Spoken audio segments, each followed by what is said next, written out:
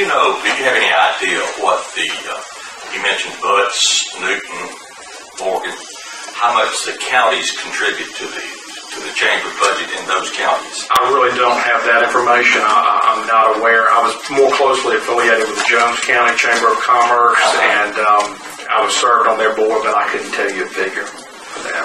I'd like to see that figure, just okay. Because there is some question.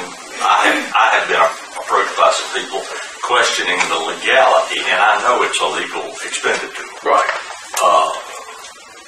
But I just out of curiosity would like to know what their revenue side is made of. Right.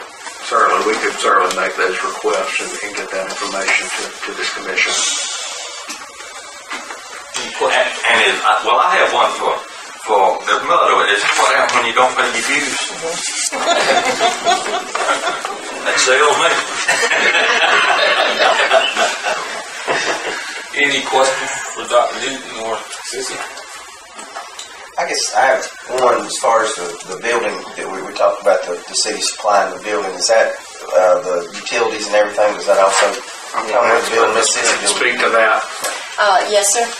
They not only provide me a small office space to the side there, that they do pay the utilities for it as well, and supplying, and they also, have their cleaning crew also cleans my area as well.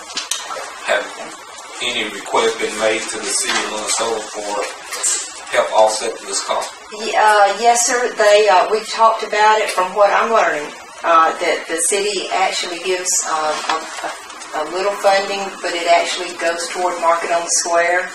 Their funding seems to be earmarked. Is that?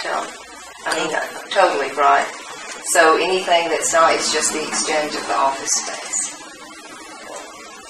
No cash. Yes. Well, except for the Market of the Square, yeah.